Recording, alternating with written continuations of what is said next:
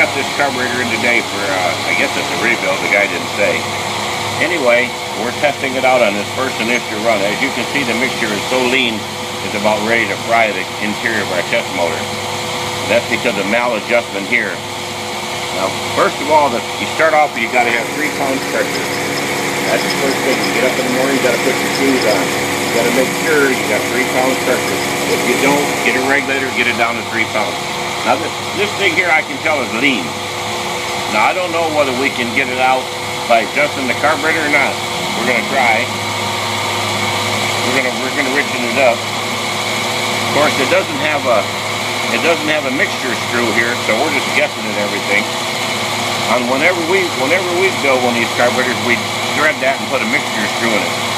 So I don't know how we're going to get this thing back to idle with all this apparatus that's on here, but it's idling way up there. It's 1200. The customer mentioned something about this choke. This choke has to be adjusted on the vehicle because we don't know how much heat your engine will produce. It's a heat choke. If it was electric, if you would convert them to electric, like most people do, that we could adjust. First of all, this thing was turned on. Should not be turned on in the summertime. We turn them off till it gets down to 35 degrees. But that does not control your fuel mixture.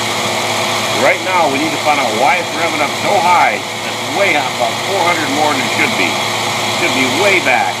And the mixture is running not bad right there, though. It should be running about 12 parts to 1. I can do it by mixture. The carburetor overall is not that bad. If it would have been properly set, and the idle speed been properly set, this carburetor probably would have worked okay. You can see it right there. 12 is what federal standard. 13 when you tromp it. The carburetor's not bad at all. But we're gonna go ahead and fix it all up, make a nice carburetor out of it. As you can see, it wouldn't hardly start, but there's something wrong with that linkage or something. Why it won't idle down? This is not right. Now it's about 500, 700 RPM too high now. That's got to be taken care of. We'll go ahead and drill this out right here and make it so you can control it like you should be able to, and put threads in there. A lot of times they try to control it with this right here. That's not what that's for. This is to add extra air for air conditioning, to keep the engine cooler. That is not, you're not supposed to, but people use it to control the idle. We don't do it.